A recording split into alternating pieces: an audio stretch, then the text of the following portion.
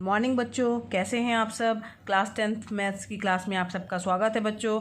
और हम पढ़ रहे थे चैप्टर नंबर 5 समांतर श्रेणियाँ यानी एपी। प्रश्नावली 5.3 जो है हम लोगों ने स्टार्ट कर दी थी और आज हमें करना है बच्चों इस प्रश्नावली के लास्ट के क्वेश्चन जो बचे हुए थे उनको। तो आइए चलते हैं क्वेश्चन नंबर 19। 18 क्वेश्चन तक बच्चों हम लोगों ने हल कर लिया था। ये क्वेश्चन हम लोगों ने कल हल किया था। तो आइए बढ़ते हैं, अब हमारे पास इस प्रश्नावली के केवल 2 ही क्वेश्चन बचे हैं। तो क्वेश्चन नंबर 19 की ओर। तो 19 क्वेश्चन कह रहा है कि 200 लट्ठों को ढेरी के रूप में इस प्रकार रखा जाता है।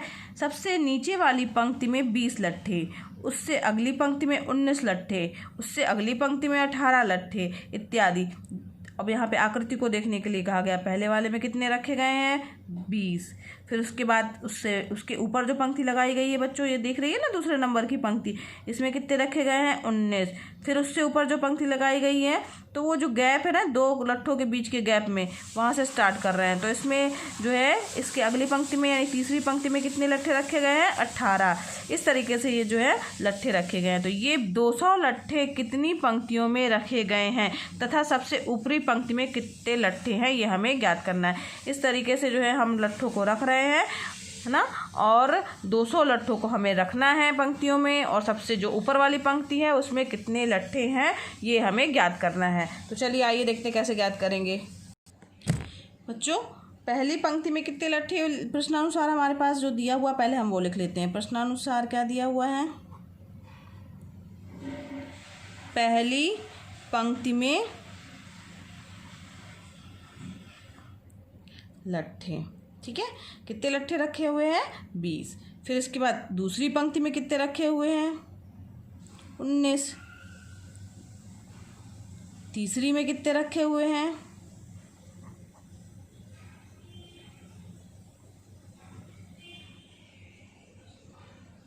18, ठीक है। तो इस तरीके से जो है लट्ठे जो हैं वो घटते जा रहे हैं। तो जो ये लट्ठे रखे जा रहे हैं बच्चों, तो वो हमारी किस तरीके से श्रेणी बनाएंगे, 20, 19, 18, 17 डैश डैश डैश डैश, ठीक है ना। तो ये लट्ठों की संख्या जो रहेगी ये श्रेणी जो के रूप में बनाएगी, जो कि एक हमारी क्या है समांतर श्रेणी या एपी है ना। यहाँ लिख सकते हैं अतः एपी बराबर।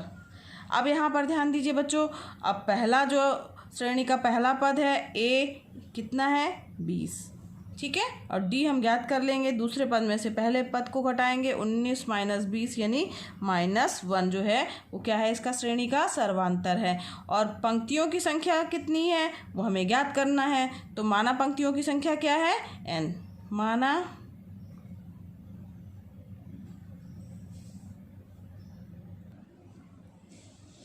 पंक्तियों की संख्या n है, ठीक है। और क्या दिया हुआ है बच्चों कि टोटल हमारे पास कितने लट्ठे हैं 200 लट्ठे हैं। तो इसका क्या मतलब हुआ कि चूंकि कुल लट्ठे 200 हैं, है ना, अतः SN बराबर क्या हो जाएगा बच्चों 200 हो जाएगा, ठीक। अब यहाँ पर SN यानी योगफल का फार्मूला लग गया। अब SN बराबर क्या होता है, फार्मूला हमारे पास में हमें पता है बच्चों, n/2 कोष्टक के अंदर 2a + n - 1 × d, ये हमारा फार्मूला है योगफल का। अब हमें इसमें हर जगह पे मान रखना है, ठीक है। तो n तो हमें ज्ञात ही करना है, n ही रहेगा, n/2 रहेगा। 2 × a की वैल्यू कितनी है 20 + n - 1, और d की वैल्यू कितनी आई बच्चों -1 आई है, ठीक। अब इसे हम हल करेंगे तो ये यहाँ पर SN की वैल्यू भी दी हुई है, 200 दिया हुआ है, ठीक। अब यहाँ पर क्या हो जाएगा बच्चों, 200 का गुणा यहाँ 2 से हो जाएगा तो क्या हो जाएगा 400 हो जाएगा। और यहाँ पर n हो जाएगा 20 दूनी 40 हो जाएगा, और यहाँ पे गुणा होगा तो -n और माइनस माइनस +1। तो यहाँ पर क्या आ जाएगा बच्चों 40 और 1 कितना हो जाएगा 41 - n हो जाएगा। और यहाँ बाहर कोष्टक में क्या रहेगा n रहेगा, यानी अगर हम इसमें मल्टीप्लाई करेंगे तो 41n - n² बराबर यहाँ पे आ गया 400। यानी इसमें हम अगर लिखें बच्चों तो n स्क्वायर, ये इसको n स्क्वायर हो जाएगा, माइनस 41n हो जाएगा, और माइनस यहाँ पे माइनस यहाँ इस तरफ लेके आ रहे हैं तो यहाँ पे प्लस 400 इक्वल टू 0। अब गौर कीजिए बच्चों, तो जो ये हमें प्राप्त हो रहा है ये क्या है, एक द्विघात समीकरण है। अब इसको हल करने का तरीका जो है हम इसके पहले वाले चैप्टर में पढ़ चुके हैं, द्विघात समीकरण को कैसे हल करना है। तो ये जो लास्ट वाला पद है और यहाँ स्टार्टिंग में जो अगर गुणांक के रूप में दिया होगा उसका मल्टीप्लाई करते हैं, यहाँ पर गुणांक इसका एक ही है तो ये 400 है, यानी 400 को हमें दो भागों में, बराबर नहीं बच्चों, दो भागों में तोड़ना है। कैसे दो भागों में तोड़ना है बच्चों, कि उनको जोड़ने या घटाने पे क्या आ जाए 41 आए और मल्टीप्लाई करने पे 400 आ जाए। ठीक है, तो हम 400 को दो भागों में तोड़ेंगे। अब बच्चों इसे तोड़ने के लिए हम क्या करेंगे, हमें 400 के गुणनखंड करने होंगे। ये रफ वर्क में आप बच्चों करके देखिएगा। ठीक है, तो यहाँ पे हम रफ वर्क के रूप में कर रहे हैं। 400 का गुणनखंड करेंगे, 2 से जाएगा 2 दूनी 4, 200 आ गया, फिर 2 से जाएगा 100, फिर 2 से जाएगा 50, फिर 2 से जाएगा 25, और ये 5 से जाएगा 55 25, 5 एकम 5। ठीक, अब हमारे पास इसके गुणनखंड क्या क्या प्राप्त हो रहे हैं, 2 2 2 2, 4 बार 2 और 5 5। अब इसे हमें दो भागों में तोड़ना है कि हमें जोड़ने घटाने पे 41 प्राप्त हो। तो देखते हैं बच्चों, 2 दूनी 4, 4 दूनी 8, 8 दूनी 16। अगर हम यहाँ इन सारे दो को मिला लें तो क्या हो जाता है हमारे पास 16, और ये इनको मिला दिया जाए तो 25। 16 और 25 को बच्चों हम जोड़ेंगे तो हमारे पास 41 प्राप्त हो जाएगा। यानी कि अगर हमें -41 चाहिए है तो इसका मतलब हुआ -25 प्लस -25 -16 करेंगे बच्चों। तो तब हम इसके दो भाग जो है तोड़ लेंगे, -25 और -16 के रूप में। ये आपका क्या था बच्चों, रफ वर्क था। ये आप रफ के रूप में कीजिएगा कि किस तरीके से हमें गुणनखंड निकालना है और कैसे हमें तोड़ना है। तो ये हो जाएगा बच्चों n square -25n -16n plus 400। समझ में आ रहा है ना बच्चों। अब यहाँ पर n कॉमन ले लेंगे, n -25 आ जाएगा, -16 कॉमन ले लेंगे तो यहाँ पे क्या आ जाएगा, n -25 इक्वल टू 0। यहाँ पे n -25 दोनों में कॉमन दिख रहा है ना बच्चों, कॉमन ले लेंगे तो n -25 हो जाएगा और n -16 बराबर 0। यानी n का हमारे पास दो मान प्राप्त हो गया। n का मान प्राप्त हो गया एक बार 25, ठीक, और एक बार क्या प्राप्त हो गया, n इक्वल टू 25 हो गया, और एक बार में n बराबर क्या आ गया 16।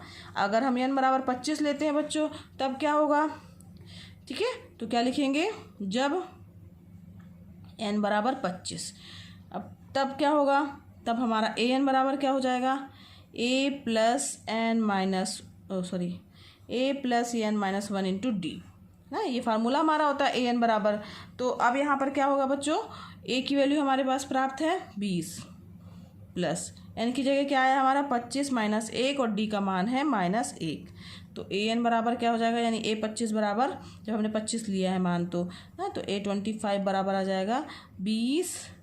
यहाँ पे माइनस का गुणा हो जाएगा तो माइनस चिन्ह हो जाएगा, माइनस का गुणा हो जाएगा, 25 में से 1 गया 24, तो 24 का गुणा -1 से होगा तो कितना आ जाएगा, -24 ना। तो यहाँ पे क्या आ गया, -4 आ गया।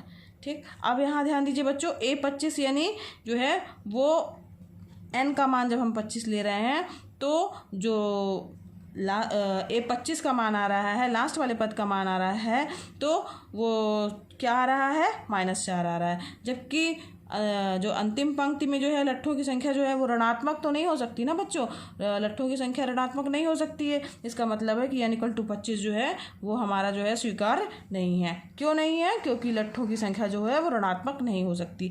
तो लिखना पड़ेगा यह स्वीकार्य नहीं है क्योंकि लट्ठों की संख्या ऋणात्मक नहीं हो सकती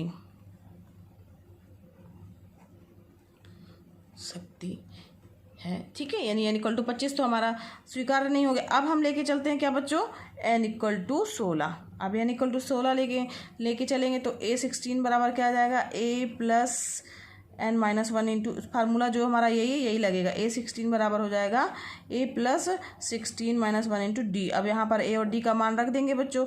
a का मान कितना है, 20 है, और 16 में से 1 गया, कितना आया, 15 आ गया, और d की वैल्यू -1 है। तो 20 - 15, 20 में से 15 गया यानी 5, यानी a 15 इक्वल टू 5। यानी जो पंक्तियों की संख्या क्या होगी जो है वो 16 आ जाएगी बच्चों, यानी इक्वल टू 16 आ जाएगी। और पंक्ति में लट्ठों की संख्या, अंतिम पंक्ति में लट्ठों की संख्या कितनी हो जाएगी? 5। ठीक, तो आप उत्तर अलग से लिख दीजिएगा। अतः पंक्तियों की संख्या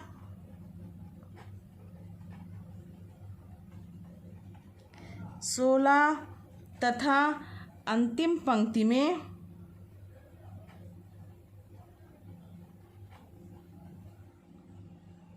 5 लट्ठे होंगे। ठीक है, समझ में आया बच्चों कैसे किया है इस प्रश्न को हम लोगों ने हल?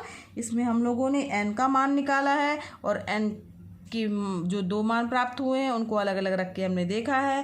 तो n का केवल एक मान जो n इक्वल टू 16 है ये सेटिस्फाइड कर रहा है, तो उसमें पंक्तियों की संख्या जो है वो 16 आ गई हमारी। और अंतिम पंक्ति में लट्ठ कितने होंगे, यानी लास्ट वाले पद का मान हमें चाहिए है, यानी an का मान चाहिए है। तो उसका फार्मूला लगाकर हमने an का मान ज्ञात कर लिया बच्चों। तो ये हमारा आंसर हो गया। ये क्वेश्चन समझ में आया ना बच्चों आप लोगों को? ठीक है बच्चों, चलिए आइए बढ़ते हैं इसके लास्ट क्वेश्चन की ओर, प्रश्न नंबर 20 की ओर। प्रश्न नंबर 20 कह रहा है एक आलू दौड़ यानी पोटैटो रेस हो रही है।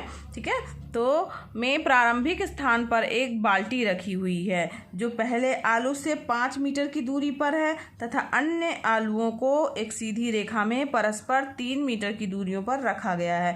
इस रेखा पर 10 आलू रखे गए हैं। यहाँ पर आकृति भी दिखाई गई है बच्चों, यहाँ देखिए, ये देखिए, देख के इसको मज़ा आ रहा है कि ये आलू दौड़ हो रही है ना।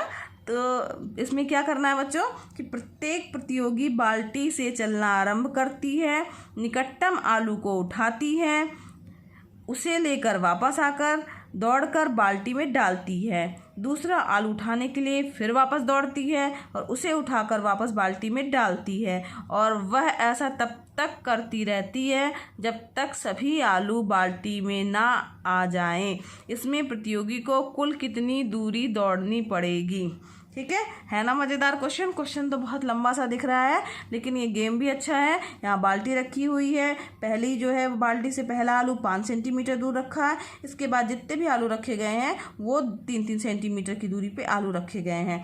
लड़की को क्या करना है, या जो प्रतियोगी है उसको क्या करना है बच्चों, ये बाल्टी के पास से वो चलना आरंभ करेगी। पहले 5 सेंटीमीटर वाले के पास जाएगी। ठीक है, ये 5 सेंटीमीटर दूरी यहाँ तक जाएगी, एक आलू रखा होगा, यहाँ पे आलू रखा होगा, उसको उठाएगी, फिर वापस आएगी, डाल देगी, फिर क्या करेगी बच्चों, फिर ये दौड़ेगी, फिर दूसरे आलू के पास तक पहुंचेगी, उसको उठाएगी, यानी यहाँ दूसरे आलू के पास पहुंचेगी, उठाएगी और उसके बाद फिर उसको वापस लेके दौड़ेगी और फिर बाल्टी में डाल देगी। फिर इसके बाद क्या करेगी, फिर यहाँ से दौड़ेगी तीसरे आलू के पास में, फिर उसके बाद उसको उठाएगी और उसके बाद लेके वापस आएगी, बाल्टी में डालेगी, फिर यहाँ बाल्टी से दौड़ना आरंभ करेगी, चौथे के पास, 5वें के पास, 6वें के पास, इस तरीके से जो है वो करती रहती है जब तक कि सभी आलू को बाल्टी में ना डाल ले। ठीक है, तो इसमें पूछा गया है कि प्रतियोगी को कुल कितनी दूरी दौड़नी पड़ेगी। तो यहाँ ध्यान दीजिए बच्चों, ये एक बार जब जाती है यहाँ बाल्टी से लेने जाती है तो वो दूरी तो चली गई, जैसे मान लीजिए यहाँ से यहाँ तक पहले आलू के लिए गई तो 5 सेंटीमीटर ये चली दूरी, फिर उसके बाद वापस भी तो उसको रखने जा रही है, तो टोटल एक आलू को उठाने में उसको कितनी दूरी तय करनी पड़ेगी बच्चों, 5 सेंटीमीटर, और यहाँ पर लौट के आने के लिए 5 सेंटीमीटर, यानी 10 सेंटीमीटर की दूरी तय करनी पड़ेगी उसे। ठीक है, तो चलिए आइए देखते हैं इस प्रश्न को कैसे हल करेंगे। दूरी बच्चों मीटर में है, सेंटीमीटर में नहीं है, धोखे से बोल दिया था। ये सब सारी दूरियां कितनी मीटर में रखी गई हैं। ठीक है, यहाँ पे एक संकेत भी दिया है, उसकी भी चर्चा कर लेते हैं। पहले और दूसरे आलूओं को उठाकर बाल्टी में डालने तक दौड़ी गई दूरी। तो पहले आलू को जब उठा कर लेके दौड़ के आती है तो 5 गुणे 2, ठीक है, दो गुना चली ना, गई लेने, फिर वापस लौट के आई तो 5 दूनी 10, ये हो गया। फिर दूसरे आलू को लेके दौड़ती है तो दूसरे आलू की दूरी कितनी हो जाएगी, 5, तो ये होगी, साथ साथ 3 और जुड़ जाएगी, टोटल 5 धन 3 यानी 8 मीटर हो गई। और उसका दुगना करेंगे क्योंकि वो लेने जाएगी उस आलू को दूसरे वाले को, फिर उसके बाद वापस बाल्टी में डालने जाएगी तो वो दूरी क्या हो जाएगी, दुगनी हो जाएगी। तो टोटल पहले आलू के लिए इतनी दूरी हो गई बच्चों, दूसरे आलू के लिए इतनी दूरी हो गई, और उन दोनों को जोड़ देंगे तो टोटल जो है पहले और दूसरे आलू को उठाकर बाल्टी में डालने तक दौड़ी गई दूरी है। ठीक है, यही प्रक्रिया वो करती जाएगी लास्ट वाले आलू तक। तो कितनी आलू रखे गए हैं, 10 आलू रखे गए हैं। आलू की संख्या कितनी है बच्चों, 10 आलू रखे गए हैं। चलिए आइए इसको हल करते हैं। यहाँ देखिए बच्चों, पहले आलू की बाल्टी से दूरी कितनी दी हुई है, 5 मीटर। तो क्या लिखेंगे, पहले आलू की बाल्टी से दूरी इक्वल टू 5 मीटर। ठीक है, समझ में आ रहा है। अब इसके बाद दूसरा आलू है उसकी बाल्टी से कितनी दूरी हो जाएगी, तो दूसरे आलू की बाल्टी से दूरी इक्वल टू क्या हो जाएगी, 5-3। हर बार 3 मीटर आगे बढ़ते जा रहे हैं, तो 5-3 इक्वल टू कितना हो जाएगा, 8 मीटर। इसी तरीके से तीसरे आलू की कितनी दूरी हो जाएगी बाल्टी से,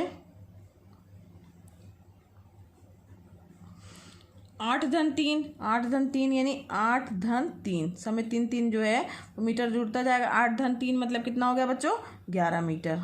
ठीक है, अब इसी तरीके से चौथे आलू की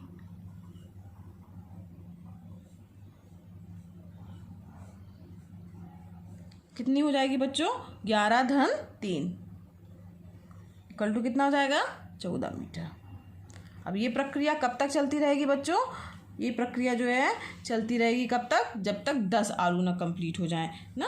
तो इस तरीके से जो हमारे ये जो आ रहे हैं 8, 11, 14 ये जो हैं वो क्या आ रहे हैं, एक सर्वांतर श्रेणी के रूप में आ रहे हैं। तो इस प्रकार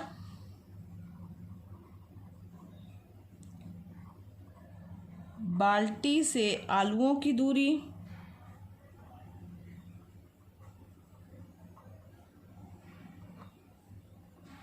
एक एपी में है।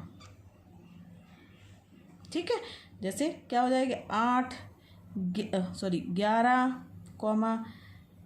14, इस तरीके से आएगा 10 पदों तक। ठीक है, अब यहाँ पर ध्यान दो बच्चों, जो यदि हमारी श्रेणी आ रही है ये 11 है। ठीक, तो श्रेणी का पहला पद यानी ए क्या है, पहला पद ए बराबर क्या है, 8, और डी बराबर क्या हो जाएगा, 11 - 8 इक्वल टू क्या हो जाएगा, 3 मीटर। अब क्या है, एक बार बाल्टी से चल कर के आलू को उठाना होता है और उसे फिर वापस बाल्टी में डालना पड़ता है। तो चली गई दूरी क्या हो जाएगी, लिखना पड़ेगा, एक बार बाल्टी से चलकर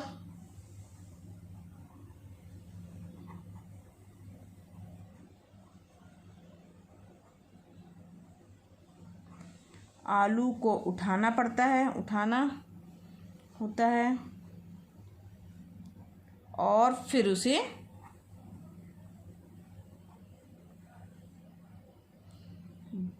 बाल्टी में वापस डालना पड़ता है। तो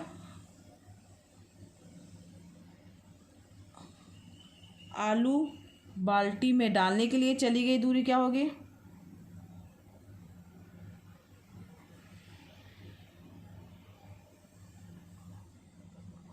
चली जो दूरियां होंगी वो भी तो एपी में होंगी। अब क्या क्या दूरी चलनी पड़ेगी, पहली बार कितनी चलनी पड़ेगी, 10 चलनी पड़ेगी, 10 मीटर ना। 5 पहले के लिए लिया, ये दूरी 5 थी, तो दूसरी बार लिया। यहाँ पर बच्चों एक और पद, पहला पद तो लिखा ही नहीं है, 5, ये पहला पद जो है वो लिखा नहीं था बच्चों, पहला पद यहाँ पे 5 आएगा और डी बराबर हो जाएगा, ठीक है, 11 - 8 इक्वल टू 3 आ जाएगा। पहला पद जो इस श्रेणी है उसका पहला पद 5 आएगा और डी जो है वो 11 - 8 3 मीटर आ गया। अब डालने के लिए चली गई दूरियाँ क्या हो जाएंगी, इसकी दुगनी हो जाएंगी। तो पहले ये 5 थी तो ये क्या हो जाएगी, 10। ठीक है, फिर इसके बाद क्या हो जाएगी, 10 के बाद क्या हो जाएगी, 10 के बाद बच्चों हो जाएगा 16, फिर 11 दूनी 22, फिर 14 दूनी 28। इस तरीके से बच्चों जो है वो हमारे पास जो है चली गई दूरियां प्राप्त होंगी, ये मीटर में होंगी। ठीक है, ये दुगना कर दिया गया है क्योंकि लेके जाएगी आलू, फिर उसके बाद लेने जाएगी, फिर वापस बाल्टी में डालेगी। अब यहाँ ध्यान दीजिए बच्चों, तो यहाँ पर अब जो ये हमारी श्रेणी प्राप्त हुई है इस एपी में ए बराबर कितना है, 10, डी बराबर क्या आ जाएगा, 16 - 10, 16 - 10 यानी कितना आ गया बच्चों, 6, और एन का मान कितना है, 10 आलू दिए ना, टोटल कितने आलू हैं, 10 आलू दिए हुए हैं, तो 10 आलू हैं, यानी एन का मान कितना है, 10। तो 10 आलूओं को उठाकर बाल्टी में डालकर जो है चलने में कितनी दूरी चली गई ये पूछा गया है, 10 आलूओं को उठा करके। तो फार्मूला हमारे पास क्या हो जाएगा, यहाँ लिखना पड़ेगा 10 आलुओं की रेस में चली गई दूरी।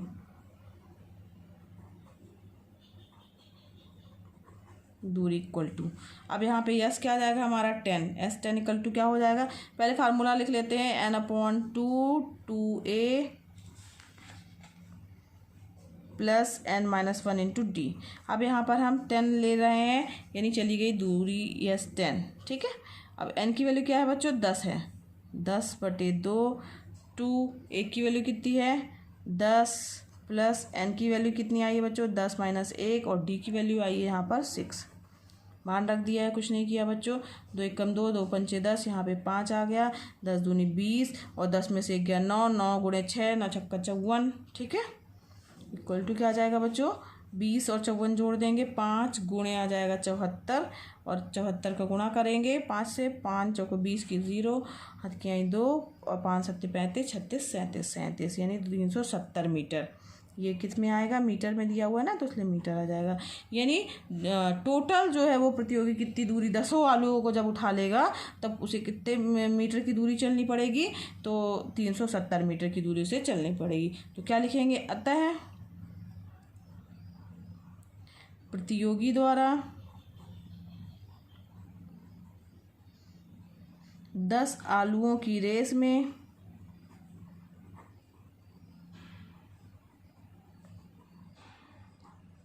चली गई दूरी 370 मीटर होगी। समझ में आया बच्चों, कैसे ज्ञात किया हम लोगों ने। तो जो हमारी एक श्रेणी प्राप्त हो रही थी कि पहली एक श्रेणी प्राप्त हुई हमारी, जो आलुओं को क्या कहते हैं उठाने वाली, पहले आलू की दूरी, दूसरे आलू की दूरी, तीसरे आलू की, फिर इसके बाद क्या किया है कि इसके बाद जो है आलू को उठाना है, उसे वापस डालना है, तो उसके दुगना हो जाएगा चली गई दूरी। तो तब एक श्रेणी हमारे पास प्राप्त हुई। तो इस श्रेणी में ए का मान निकाला हमने, डी का मान निकाला और टोटल आलुओं की संख्या कितनी है बच्चों, 10 है। तो इसलिए 10 हम लोगों ने, एन का मान हमें पता चल गया। अब हमें उन आलुओं की रेस में चली गई कुल दूरी चाहिए है, तो इसका फार्मूला लग जाएगा योगफल वाला। तो इसमें n/2 2a + n-1 into D हो जाएगा बच्चों। और यहाँ पर हमने n का मान 10 रख के ये हमने ज्ञात कर लिया कि टोटल हमें कितनी जो प्रतियोगी था उसको 10 आलुओं की रेस में कितनी दूरी तय करनी होगी। तो 370 मीटर दूरी इसकी होगी। ये आंसर हो गया बच्चों। तो ये प्रश्नावली थोड़ा लंबी थी, तो आज ये प्रश्नावली 5.3 समाप्त हुई बच्चों। इसी के साथ ही हमारा ये चैप्टर समांतर श्रेणियाँ जो है आज यहीं पर समाप्त हुआ और कल हम मिलेंगे एक नए चैप्टर के साथ में बच्चों। धन्यवाद। आपको मेरा वीडियो पसंद आया हो तो लाइक कीजिए, दूसरे बच्चों को शेयर भी कीजिए बच्चों, क्योंकि ये एकदम निःशुल्क है। और साथ ही साथ अगर आपने अभी तक सब्सक्राइब नहीं किया है तो इसे सब्सक्राइब भी कर दीजिएगा बच्चों। धन्यवाद।